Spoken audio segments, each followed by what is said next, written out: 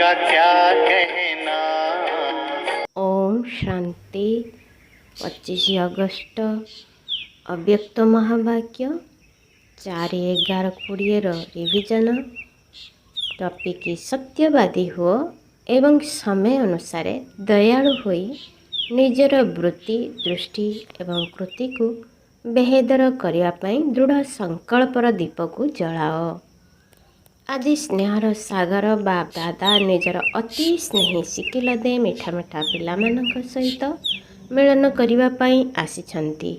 तुमे माने मध्य मिलन करने आसिछ ना। तुमे माने मध्य दौड़ी दौड़ी आसिछ। तेणु बाप दादा मध्य तुम मानक सहित मिलन करने दौड़ी दौड़ी आसिछंती। तुमे माने तो यही लोकरू अर्थात यही दुनिया भितरू आसिछ, किंतु बाप दादा परलोकरू एवं सूक्ष्म लोकरू आसिछंती। तेणु सबुठारु दूररू किए आसिछंती?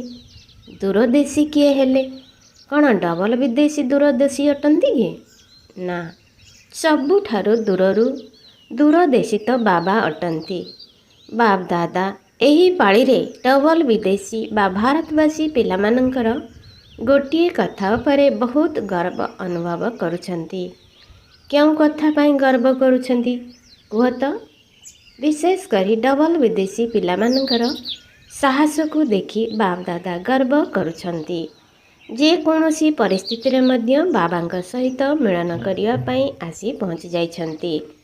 ड्रामा मध्य किछि खेल देखाइछि, किंतु बाबांक सहित पिलामानंकर मिलन को ड्रामा मध्य रोकी पारिला नहीं। तेबे एही भली साहस संपन्न पिलामानंक पई बाप दादा विशेष वरदान वर्षा देउछंती। आज यही समय जो पिलामाने जहा वरदान चाहिबो ताहा मिलिबो एवं सहजरे मिलिबो, किंतु एही वरदान को प्रतिदिन अमृत बेलारे एवं कर्मयोगी स्थिति रे बारंबार दिल मने पकाइबो। दिल शिकस्त अर्थात निराश हेब नाही। वरदान तो प्राप्त हेब केवल गोटे स्थूल चक्षुर मझिरे निरंतर बिंदुटीए चमकुछि ना। सेहीपरि तुमर नयन रे निरंतर बाबांकर बिंदु रूप को मध्य समाहित करी रखिबो। कौन रखिपारिबो ना कष्टकर काम? सहज अटे।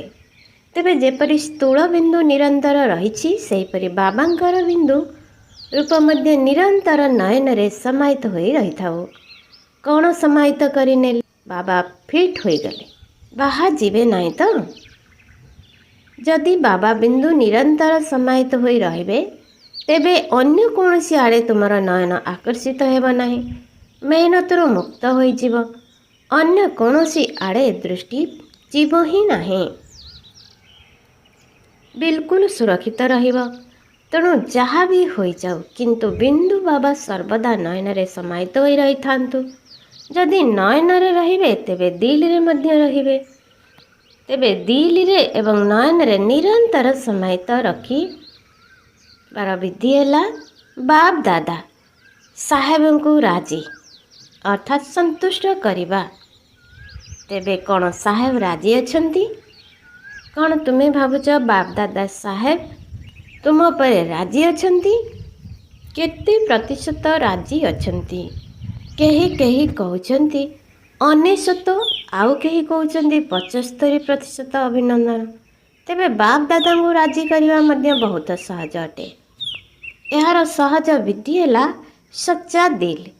कथारे अछि सच्ची दिल पर साहेब राजी। प्रत्येक कर्म रे सत्यवादी सत्यता ही महानता अटे।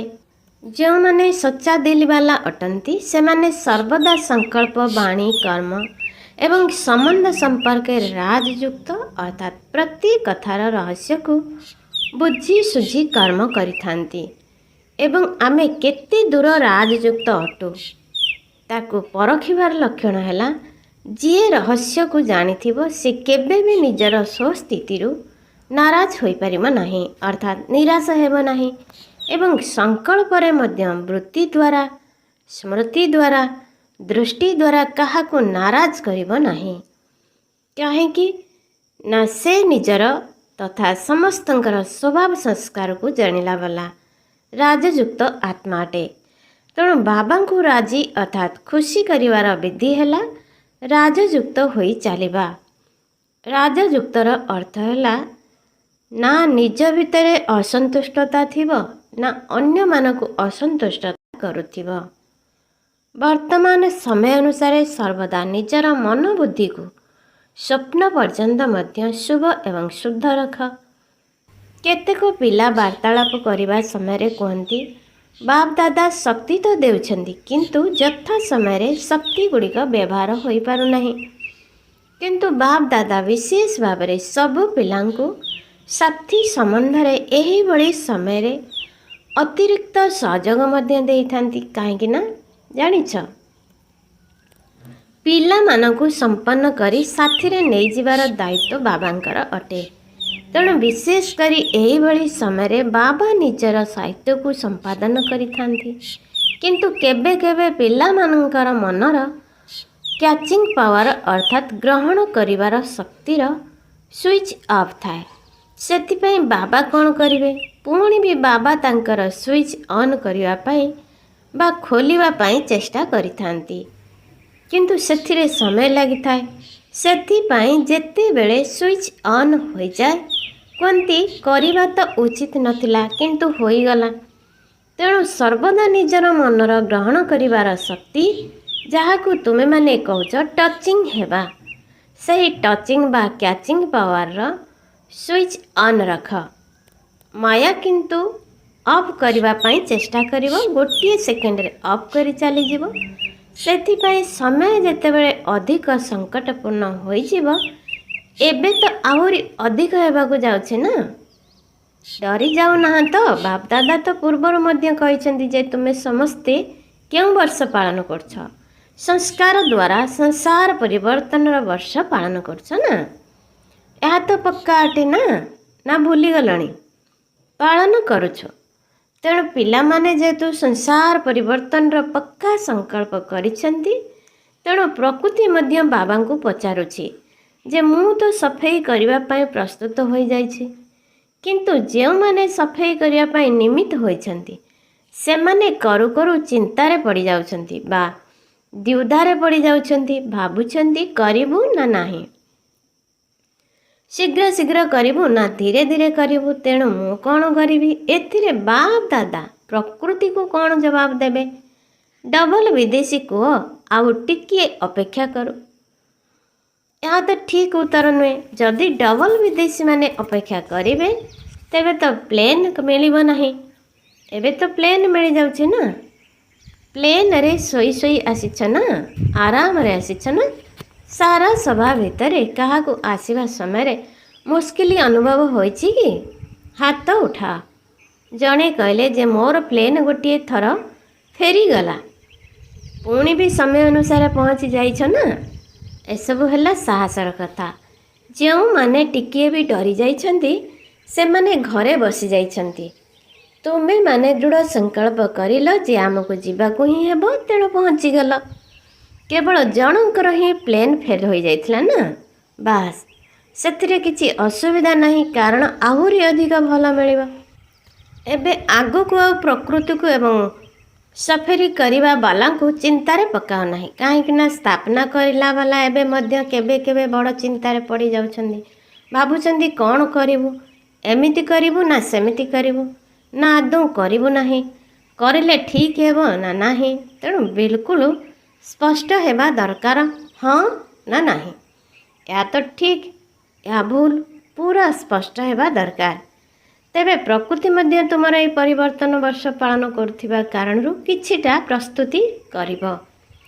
ଏବେ ମଧ୍ୟ କରୁଛି, କିନ୍ତୁ ସ୍ଥାପନାର ନିମିତ୍ତ ହୋଇଥିବା ଆତ୍ମାମାନଙ୍କୁ ଏବେ କୌଣସି ବି କଥାରେ, ଚାହେ ସ୍ୱ ପ୍ରତି ହେଉ ଚାହେ ଅନ୍ୟମାନଙ୍କ ପ୍ରତି ହେଉ, ଭାବିବାର ସମୟ ଲଗାଇବା ଉଚିତ ନୁହେଁ। ଗୋଟିଏ ସେକେଣ୍ଡ ଭିତରେ ସ୍ପଷ୍ଟ ଭାବରେ ଟଚିଂ ହୋଇଯାଉଥିବା ଦରକାର। ବିନ୍ଦୁ ଲଗାଇବା ପାଇଁ କେତେ ସମୟ ଲାଗୁଛି? ଗୋଟିଏ ସେକେଣ୍ଡ। ତେବେ ଯେତେବେଳେ ବାସ୍ତବିକ ଜୀବନରେ ବିନ୍ଦୁ ଲଗାଉଛ ସେତେବେଳେ ଗୋଟିଏ ସେକେଣ୍ଡ ଲାଗୁଛି ତ? କୌଣସି ବି କଥାରେ ବିନ୍ଦୁ ଲଗାଇବା ପାଇଁ ବା ବିନ୍ଦୁ ରୂପ ଅବସ୍ଥାରେ ସ୍ଥିତ ହେବା ପାଇଁ ଗୋଟିଏ ସେକେଣ୍ଡ ଲାଗୁଛି। ଧରିନିଅ କୌଣସି କଥା ତୁମ ସମ୍ମୁଖକୁ ଆସିଗଲା, ସେଥିରେ ବିନ୍ଦୁ ଲଗାଇବା ପାଇଁ ଗୋଟିଏ ସେକେଣ୍ଡ ଲାଗୁଛି ତ? ପାଣ୍ଡବମାନଙ୍କୁ ଗୋଟିଏ ସେକେଣ୍ଡ ଲାଗୁଛି? ପାଣ୍ଡବମାନଙ୍କୁ ବିନ୍ଦୁ ଲଗାଇବା ପାଇଁ ସମୟ ଲାଗୁଛି? ଇଏ ତ କହୁଛନ୍ତି ଗୋଟିଏ ସେକେଣ୍ଡରେ ଲାଗୁଛି। କ'ଣ ଶକ୍ତିମାନଙ୍କ ଭିତରେ ଶକ୍ତି ଅଛି? ପାଣ୍ଡବମାନେ ତ ସତ କଥା କହିଦେଲେ ନା। ତେବେ ଉଭୟ ସଚ୍ଚା ଅଟେ। କାହିଁକି ନା ସେମାନଙ୍କର ଏବେ ବିନ୍ଦୁ ଲାଗି ଯାଉଥିବ, ତୁମମାନଙ୍କର ଲାଗୁନଥିବ। ସେଇଥିପାଇଁ ଫରକ ଆସିଯାଉଛି। ବାକି ସମସ୍ତେ ସଚ୍ଚା ଅଟ, ସଚ୍ଚା ଦିଲବାଲା ଅଟ। ଆଚ୍ଛା, ହଲ୍ ତ ପୁରା ହୋଇଯାଇଛି। ତଳେ ପାଣ୍ଡବ ଭବନରେ ମଧ୍ୟ ବସିଛନ୍ତି, ତଳେ ବି ବସିଛନ୍ତି, କିନ୍ତୁ ବାପଦାଦାଙ୍କ ସମ୍ମୁଖରେ ଅଛନ୍ତି ଯେଉଁମାନେ ଦେଶରେ ଏବଂ ବିଦେଶରେ ଏହି ସ୍ମୃତିରେ ବସିଛନ୍ତି ଯେ ବାପଦାଦା ମଧୁବନକୁ ଆସିଯାଇଛନ୍ତି। ନିଜ ନିଜର ଦୂରଦର୍ଶୀ ଦୃଷ୍ଟି ବା ଦୂରବୀକ୍ଷଣ ଯନ୍ତ୍ର ଦ୍ୱାରା ଦେଖୁଛନ୍ତି। ସେମାନେ ମଧ୍ୟ ବାବାଙ୍କ ଦୃଷ୍ଟି ସମ୍ମୁଖକୁ ଆସୁଛନ୍ତି। କିପରି ଦୂରରେ ବସିଥିଲେ ମଧ୍ୟ ମନ ଦ୍ୱାରା ମଧୁବନରେ ଅଛନ୍ତି। ତୁମମାନଙ୍କର ସାକାର ବତନରେ ଏହି ସାଧନ ଗୁଡ଼ିକ ତ ତଳ ଉପର ହୋଇପାରେ, କିନ୍ତୁ ଏହି ଆଧ୍ୟାତ୍ମିକ ଦୂରଦୃଷ୍ଟି ବା ଦୂରଦେଶୀ ଦୃଷ୍ଟି କେବେ ବି ଖରାପ ହୋଇପାରିବ ନାହିଁ। ତେବେ ବାପ ଦାଦାଙ୍କ ସାମ୍ନାରେ ଚାରିଆଡ଼ର ସମସ୍ତ ସେବା କେନ୍ଦ୍ରର ପିଲାମାନେ ଦେଖାଯାଉଛନ୍ତି। ଆଚ୍ଛା, ଦୀପାବଳି ପାଳନ କରିନେଲ। ସଙ୍ଗମ ଯୁଗ ହିଁ ହେଉଛି ପାଳନ କରିବାର ଯୁଗ। ଚାहे ଅନ୍ତର୍ମୁଖୀ ହୋଇ ଅତୀନ୍ଦ୍ରିୟ ସୁଖରେ ସହଜରେ ପାଳନ କର, ଚାहे ସେବା କରିବାରେ ମହାଦାନୀ ହୋଇ ଆତ୍ମାମାନଙ୍କ ପ୍ରତି ମହାଦାନ ଦେବାର ଖୁସି ମନାଅ, ଚାहे ପରସ୍ପର ଭିତରେ ଆତ୍ମିକ ବାର୍ତ୍ତାଳାପ କର, ନୃତ୍ୟ କର, ସମ୍ବନ୍ଧ ସମ୍ପର୍କରେ ପରସ୍ପରର ବିଶେଷତାକୁ ଦେଖ, ବିଶେଷତାର ସୁଗନ୍ଧ ନିଅ, ଅର୍ଥାତ୍ ସର୍ବଦା କିଛି ନା କିଛି ପାଳନ କରୁଥାଅ। ହରେଇବାର ସମୟ ଏବେ ସମାପ୍ତ ହୋଇଯାଇଛି। ଏହା ହରାଇବାର ଯୁଗ ତ ନୁହେଁ ନା। ଏବେ ମୌଜ ପାଳନ କରିବାର, ରୋଜଗାର କରିବାର ଯୁଗ ଏବଂ ଜମା କରିବାର ଯୁଗ। ତେଣୁ ବାପ ଦାଦା ସର୍ବଦା ପ୍ରତ୍ୟେକ ପିଲାମାନଙ୍କୁ ଦେଖୁଛନ୍ତି ଯେ ଇଏ ଖୁସି ମୌଜରେ ଅଛି ତ। କାରଣ ସମସ୍ତଙ୍କୁ କୌଣସି ନା କୌଣସି ପ୍ରକାରରେ ମୌଜ ପାଳନ କରିବାର ହିଁ ଅଛି। କାହିଁକି ନା ସଙ୍ଗମ ଯୁଗରେ ହିଁ ହରାଇବାର ଏବଂ ଖୁସି ମୌଜ କରିବାର ଉଭୟର ଜ୍ଞାନ ମିଳିଛି। ସେଥିପାଇଁ ହରାଇ ଦେଇଥିବା ଖୁସିକୁ ପୁନର୍ବାର ପ୍ରାପ୍ତ କରିବାର ହିଁ ମହତ୍ତ୍ୱ ଥାଏ। ତେଣୁ ଏବେ ହରାଇବାରେ ବିନ୍ଦୁ ଲଗାଇ ଦିଅ। ଏକଦମ ଷ୍ଟପ୍। କିଛି ବି ହରାଇବାର ନାହିଁ, ଗୋଟିଏ ସେକେଣ୍ଡ ମଧ୍ୟ ନଷ୍ଟ କରିବାର ନାହିଁ। ଯଦି ରୋଜଗାର କରିବା ସମୟରେ ହରାଇବ, ତେବେ ରୋଜଗାର କେବେ କରିବ? ଆଗକୁ ତ ସମୟ ମଧ୍ୟ ମିଳିବ ନାହିଁ। ଚେକ୍ କର, ଯାହା ସବୁ ସମ୍ପତ୍ତି ତୁମ ପାଖରେ ଅଛି ସେଥିରେ ସବୁଠାରୁ ବଡ଼ ସମ୍ପତ୍ତି କ'ଣ? ସଂକଳ୍ପ, ସମୟ ଏବଂ ଜ୍ଞାନ ରୂପୀ ସମ୍ପତ୍ତି ପ୍ରତ୍ୟେକ ଜୀବନରେ ଦେଖାଯାଉଥିବ। ଜ୍ଞାନ ଶୁଣାଇବା ଏବଂ ଶୁଣିବା ହେଉଛି ପ୍ରଥମ ଅବସ୍ଥା, କିନ୍ତୁ ଜ୍ଞାନ ଅର୍ଥାତ୍ ନଲେଜକୁ ଏବଂ ନଲେଜ ଲାଇଟ୍ ମାଇଟ୍ ଅର୍ଥାତ୍ ଆଲୋକ ଏବଂ ଶକ୍ତି କୁହାଯାଏ। ତେଣୁ ଜ୍ଞାନ ବା ନଲେଜର ଅର୍ଥ ହେଲା ସଂକଳ୍ପରେ, ବାଣୀରେ, କର୍ମରେ ଲାଇଟ୍ ଏବଂ ମାଇଟ୍ ରହିଥିବ। ତେବେ କୁହାଯିବ ନଲେଜଫୁଲ୍ ଅର୍ଥାତ୍ ଜ୍ଞାନବାନ ଆତ୍ମା। କୁମାରୀମାନେ ତ ନଲେଜଫୁଲ୍ ହେବେ ନା। କେବଳ କୋର୍ସ କରାଇଲା ବାଲା ହେବାର ନାହିଁ ବା ଭାଷଣ କରିବାର ବାଲା ହେବାର ନାହିଁ। ତା ସହିତ ଜ୍ଞାନର ଆଲୋକ ଏବଂ ଶକ୍ତି ସଂକଳ୍ପ, ବାଣୀ ଏବଂ କର୍ମରେ ରହିବା ଦରକାର। କୁମାରୀମାନଙ୍କ ପ୍ରତି ବାପ ଦାଦାଙ୍କର ବିଶେଷ ସ୍ନେହ ରହିଛି। କାହିଁକି ଜାଣିଛ? ନିଜର ଜୀବନର ନିଷ୍ପତ୍ତି କରି ନେଇଛନ୍ତି। କ'ଣ କରି ନେଇଛନ୍ତି ନା କରିବାର ଅଛି। ଭଲ ଭାବରେ ଭାବି ନେଇଛ ନା, ସେଠାକୁ ଯାଇ ଭାବିବ। ଯଦି ପକ୍କା ଭାବରେ ଭାବି ନେଇଛ ତେବେ ଅଭିନନ୍ଦନ। ଦେଖ, ଏବେ ସବୁ ପ୍ରସ୍ତୁତ ହୋଇଥିବା ହ୍ୟାଣ୍ଡସ୍ ତୁମକୁ ମିଳିଯିବେ। ଯେଉଁ କୁମାରୀମାନେ ଟ୍ରେନିଂରେ ଆସିଛ ସେମାନେ ହାତ ଉଠାଅ।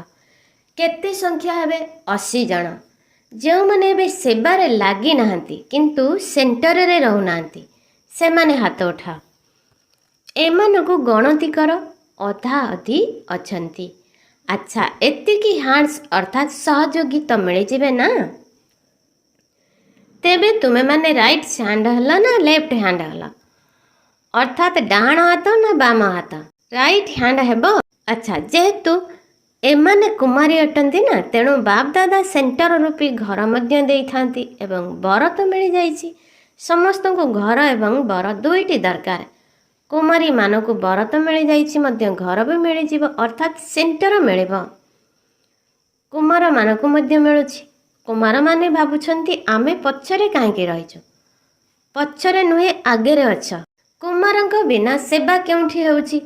କୌଣସି ବି ସେଣ୍ଟରରେ ଦେଖ, ଯଦି ପରିଶ୍ରମୀ କୁମାର ନାହାନ୍ତି ତେବେ ଭଉଣୀମାନେ କିଛି ବି କରିପାରିବେ ନାହିଁ। ତେଣୁ ଉଭୟ ଜରୁରୀ। ସେଥିପାଇଁ ପାଣ୍ଡବମାନଙ୍କର ମଧ୍ୟ ନାମ ଅଛି ଏବଂ ସତୀମାନଙ୍କର ମଧ୍ୟ ନାମ ଅଛି। ଉଭୟଙ୍କର ନାମ ଅଛି।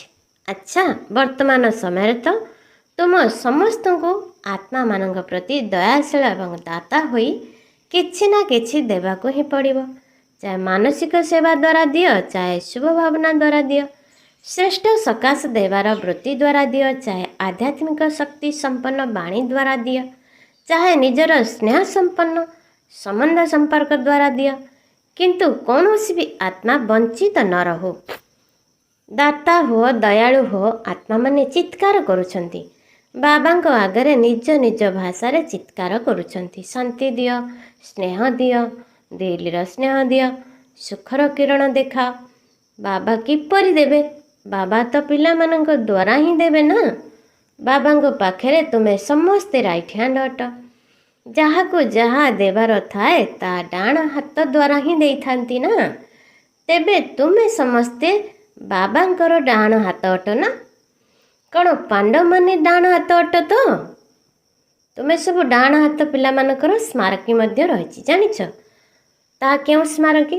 ବିରାଟ ରୂପର ଚିତ୍ରକୁ ଦେଖିଛ? ସେଥିରେ କେତେ ହାତ ଦେଖାଇଛନ୍ତି। ତେଣୁ ସେହି ହାତ ତୁମ ଭଳି ରାଇଟ୍ ହ୍ୟାଣ୍ଡ ମାନଙ୍କର ଚିତ୍ର ଅଟେ ନା। କ'ଣ କୁମାରୀମାନେ ସେଥିରେ ତୁମମାନଙ୍କର ଚିତ୍ର ଅଛି ତ? ତେବେ ବର୍ତ୍ତମାନ ବାବା ରାଇଟ୍ ହ୍ୟାଣ୍ଡ ମାନଙ୍କ ଦ୍ୱାରା ଆତ୍ମାମାନଙ୍କୁ ସୁଖ ଶାନ୍ତିର ଅଞ୍ଜଳି ତ ଦେବେ ନା। ବିଚାରାମାନଙ୍କୁ ଅଞ୍ଜଳି ଯଦି ନ ଦେବ ତେବେ କେତେ ଛଟପଟ ହେବେ। ଏବେ ସମସ୍ତେ ହଦର ସବୁ କଥାରୁ ଉର୍ଦ୍ଧ୍ୱକୁ ଉଠିଯାଏ। ହଦର କଥାରେ, ହଦର ସଂସ୍କାରରେ ସମୟ ନଷ୍ଟ କର ନାହିଁ। ବାପଦାଦା ଆଜି ସବୁ ପିଲାମାନଙ୍କୁ, ଚାହେ ଏଠାରେ ବସିଥାନ୍ତୁ ବା ସେଣ୍ଟରରେ ବସିଥାନ୍ତୁ, ଚାହେ ଦେଶ ଭିତରେ ଥାନ୍ତୁ ବା ବିଦେଶରେ ଥାନ୍ତୁ, କିନ୍ତୁ ଦୟାଳୁ ଭାବନା ରଖି ଶିକ୍ଷା ଦେଉଛନ୍ତି। ବାପଦାଦା ସବୁ ପିଲାମାନଙ୍କର ହଦର କଥା, ହଦର ସ୍ୱଭାବ ସଂସ୍କାର, ଚପଳତା ବା ଚତୁରତାର ସଂସ୍କାର, ଅବହେଳାପଣିଆର ସଂସ୍କାରକୁ ବହୁତ ସମୟରୁ ଦେଖୁଛନ୍ତି। କେତେକ ପିଲା ଭାବୁଛନ୍ତି ସବୁ ଚଳିଯାଉଛି, କିଏ ଦେଖୁଛି କିଏ ଜାଣୁଛି, କିନ୍ତୁ ଏବେ ପର୍ଯ୍ୟନ୍ତ ବାପଦାଦା ଦୟାଶୀଳ ଅଛନ୍ତି। ସେଥିପାଇଁ ଦେଖୁଥିଲେ ମଧ୍ୟ ଦୟା କରି ଦେଉଛନ୍ତି। କିନ୍ତୁ ବାପଦାଦା ପଚାରୁଛନ୍ତି, ଏହିଭଳି ଦୟାଳୁ ହେବା ଆଉ କେତେ ଦିନ ଚାଲିବ? କେତେ ଦିନ? କ'ଣ ଆହୁରି ସମୟ ଦରକାର? ବାବାଙ୍କୁ ସମୟ ମଧ୍ୟ ପଚାରୁଛି, ଆଉ କେତେ ଦିନ? ପ୍ରକୃତି ମଧ୍ୟ ପଚାରୁଛି। ତୁମେମାନେ ହିଁ ଏହାର ଉତ୍ତର ଦିଅ। ଏବେ ତ କେବଳ ପିତା ରୂପରେ ପାଠ ଚାଲୁଛି। ଶିକ୍ଷକ ଏବଂ ସଦ୍ଗୁରୁ ଅଟନ୍ତି, କିନ୍ତୁ କେବଳ ପିତା ରୂପରେ ପାଠ କରୁଛନ୍ତି। କ୍ଷମାର ସାଗର ହେବାର ପାଠ ଚାଲିଛି, କିନ୍ତୁ ଯଦି ଧର୍ମରାଜର ପାଠ ଚାଲିବ ତେବେ କ'ଣ ହେବ? କ'ଣ କରିବ? ବାପଦାଦା ଏହି କଥା ଚାହୁଁଛନ୍ତି ଯେ ଧର୍ମରାଜର ପାଠରେ ମଧ୍ୟ ବାହା ପିଲାମାନେ, ବାହାର ଶବ୍ଦ ତୁମମାନଙ୍କ କାନରେ ଶୁଣାଯାଉ। ତାପରେ ବାବାଙ୍କୁ ଆଉ ଉଲୁଗୁଣା ଦେବ ନାହିଁ। ବାବା, ଆପଣ ଟିକେ ଆଗରୁ କହିଲେ ନାହିଁ, ଆମେ ତ ପ୍ରସ୍ତୁତ ହୋଇଯାଇଥାନ୍ତୁ ନା। ସେଥିପାଇଁ ଏବେ ଛୋଟ ମୋଟ କଥାରେ, ପୁରୁଣା ସ୍ୱଭାବରେ, ପୁରୁଣା ସଂସ୍କାରରେ ସମୟ ନଷ୍ଟ କର ନାହିଁ। ଚାଲୁଛି ତ? ଚଳି ଯାଉଛି ତ? ନା ଜମା ହୋଇ ଚାଲିଛି? 2 ଗୁଣା 3 ଗୁଣା 100 ଗୁଣା ଜମା ହୋଇ ଚାଲିଛି, ଚଳି ଯାଉଛି ନୁହେଁ। ସେଥିପାଇଁ ଏହି ଦୃଢ଼ ସଂକଳ୍ପର ଦୀପ ମନ ଭିତରେ ଜଳାଅ। ନିଜର ବୃତ୍ତି, ଦୃଷ୍ଟି, କୃତି ଅର୍ଥାତ୍ କର୍ମକୁ ହଦରୁ ବେହେଦ କରିବାକୁ ହିଁ ହେବ। ସେଥିପାଇଁ ବାପଦାଦା କହୁଛନ୍ତି କରିବାକୁ ହିଁ ହେବ। ଆଜି କହୁଛ କରିବାକୁ ପଡ଼ିବ, ପୁଣି ତାପରେ କହିବୁ ଅତି ବିଳମ୍ବ ହୋଇଯାଇଛି। ତେଣୁ ସମୟକୁ ଦେଖ, ସେବାକୁ ଦେଖ। ଆଗକୁ ଆଗକୁ ବଢ଼ି ଚାଲିଛି, ସମୟ ମଧ୍ୟ ଦୌଡ଼ିବାରେ ଲାଗିଛି। କିନ୍ତୁ ନିଜେ ହଦ ଭିତରେ ଅଛ ନା ବେହେଦରେ ଅଛ? ଯଦି ତୁମେ ହଦର କଥା ପଛରେ ନ ଧାଇଁବ ତେବେ ବେହେଦର ବୃତ୍ତି ଏବଂ ସମାନ ଯୁକ୍ତ ସ୍ଥିତି ତୁମେ ପଛେ ପଛେ ଦୌଡ଼ିବ। ତେବେ ଏହି ବର୍ଷରେ ଆଜି ପର୍ଯ୍ୟନ୍ତ ଯାହା ସବୁ କରି ଆସିଛ ବାପଦାଦା ସେଥିରେ ସନ୍ତୁଷ୍ଟ ଅଛନ୍ତି ଏବଂ ଅଭିନନ୍ଦନ ମଧ୍ୟ ଦେଉଛନ୍ତି। କିନ୍ତୁ ଏବେ ସେବାର ଅନୁଭୂତି କରାଇବା, ପରମାତ୍ମାଙ୍କ ଜ୍ୟୋତି ଉପରେ ଝାସ ଦେଉଥିବା ପତଙ୍ଗ କରାଇବା। ଚାହେ ସହଯୋଗୀ କର, ଚାହେ ସାଥୀ କର, କିଛି ବି କର, କିନ୍ତୁ ଅନୁଭୂତିର ଖଣି ଖୋଲିଦିଅ। ବହୁତ ଭଲ କରିଛ। ଏ ପର୍ଯ୍ୟନ୍ତ ଠିକ୍ ଚାଲିଛି, କିନ୍ତୁ କେବଳ ଜ୍ୟୋତି ଚାରିପଟେ ଚକ୍ର ଲଗାଇ ଚାଲିଯିବା ପତଙ୍ଗ ହୋଇ ନ ରୁହ। ଯେତେବେଳେ ତୁମେମାନେ ତାଙ୍କୁ ଅନୁଭୂତିର କୋର୍ସ କରାଇବ ସେତେବେଳେ ଯାଇ ପକ୍କା ପତଙ୍ଗ ହେବ। ଏବେ ସୁଦ୍ଧା ଏତିକି ଅନୁଭୂତି କରିଛନ୍ତି। ବହୁତ ଭଲ ସଂସ୍ଥା ଅଟେ, ସ୍ୱର୍ଗ ଅଟେ। ଏହା ହେଉଛି ଯଥାର୍ଥ ଜ୍ଞାନ ବା ନଲେଜ। ସେବାର ଫଳାଫଳ ଏତିକି ପର୍ଯ୍ୟନ୍ତ ଭଲ ଅଛି, କିନ୍ତୁ ଏବେ ଅନୁଭୂତି ସ୍ୱରୂପ ହୋଇ ଅନୁଭବ କରାଅ। ଅନୁଭବ କରିବା ବାଲା ଅର୍ଥ ବାବାଙ୍କ ସହିତ ପ୍ରତ୍ୟେକ ସମ୍ବନ୍ଧ ରଖିବା ବାଲା। ଏହିଭଳି ଅନୁଭବୀ ପତଙ୍ଗ ପ୍ରସ୍ତୁତ କର। ସହଯୋଗିତା କରିଛ, ସେଥିପାଇଁ ଅଭିନନ୍ଦନ ଆହୁରି କର। ଏହା ହିଁ ପ୍ରକୃତ ସ୍ଥାନ। ଏହିଠାରୁ ହିଁ ପ୍ରାପ୍ତି ହୋଇପାରିବ ଏକଥା ମଧ୍ୟ ମାନୁଛନ୍ତି, କିନ୍ତୁ ବାବାଙ୍କ ସହିତ ଏଭଳି ସମ୍ବନ୍ଧ ଯୋଡ଼ି ଦିଅ ଯେପରି ଜ୍ୟୋତି ପଛେ ପଛେ ଘୁରି ବୁଲିବେ। ତେବେ ଏହି ବର୍ଷ ବାପଦାଦା ବିଶେଷ କରି ସେବାର ଅନୁଭୂତି କରାଇବାର କୋର୍ସ କରାଇବାକୁ ଚାହୁଁଛନ୍ତି। ଏହାଦ୍ୱାରା ସାକ୍ଷାତକାର ମଧ୍ୟ ହେବ ଏବଂ ସାକ୍ଷାତ ବାବା ମଧ୍ୟ ପ୍ରତ୍ୟକ୍ଷ ହେବେ। ଶୁଣିଲ ତ? କ'ଣ କରିବା? ପ୍ଲାନ୍ ମିଳିଗଲା ତ? ତେବେ ଏ ବର୍ଷ ଫଳାଫଳ ଦେଖିବା। ଆଚ୍ଛା,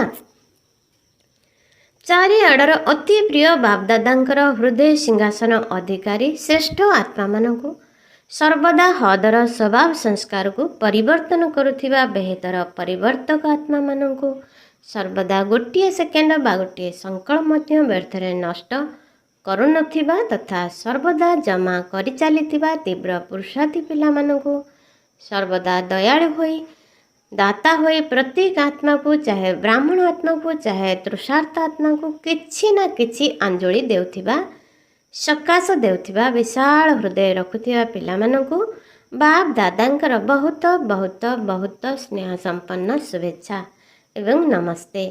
ବରଦାନ: ଉମଙ୍ଗ ଉତ୍ସାହର ସହିତ ବିଶ୍ୱ କଲ୍ୟାଣର ଦାୟିତ୍ୱ ତୁଲାଉଥିବା ଆଳସ୍ୟ ଏବଂ ଅବହେଳାପଣିଆ ଠାରୁ ମୁକ୍ତ ଆତ୍ମା ହୁଅ। ଚାହେ ନୂଆ ହୋଇଥାଅ କି ପୁରୁଣା ହୋଇଥାଅ, ବ୍ରାହ୍ମଣ ଅର୍ଥ ବିଶ୍ୱ କଲ୍ୟାଣର ଦାୟିତ୍ୱ ବହନ କରିବା। ଯେତେବେଳେ କୌଣସି ଦାୟିତ୍ୱ ମୁଣ୍ଡ ଉପରେ ଥାଏ ତାକୁ ତୀବ୍ର ବେଗରେ ସମ୍ପାଦନ କରିବାକୁ ପଡ଼ିଥାଏ।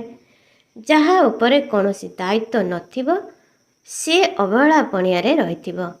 ଦାୟିତ୍ୱ, ଆଳସ୍ୟ ଏବଂ ଅବହେଳାପଣିଆକୁ ସମାପ୍ତ କରିଦେଇଥାଏ। ତେଣୁ ଉମଙ୍ଗ ଉତ୍ସାହରେ ରହୁଥିବା ଆତ୍ମା ସର୍ବଦା ଅକ୍ଲାନ୍ତ ସେବାଦାରୀ ହୋଇଥାଏ। ସେ ନିଜର ଚେହେରା ଏବଂ ଚାଲିଚଳନ ଦ୍ୱାରା ଅନ୍ୟମାନଙ୍କର ମଧ୍ୟ ଉମଙ୍ଗ ଉତ୍ସାହ ବଢ଼ାଇ ଦେଇଥାଏ। ସ୍ଲୋଗାନ: ସମୟ ଅନୁସାରେ ଶକ୍ତି ଗୁଡ଼ିକୁ କାର୍ଯ୍ୟରେ ଲଗାଇବା ଅର୍ଥ ଜ୍ଞାନୀ ଏବଂ ଯୋଗୀ ଆତ୍ମା ହେବା। ଓମ୍ ଶାନ୍ତି। हमने प्यार वो पाया जो दुनिया पा नहीं सकती। आज मुरलीर तीन समान श्रेष्ठाचारी आत्मा अटे, मो आधार मूर्त आत्मा अटे, मो डबल मुकुटधारी आत्मा अटे।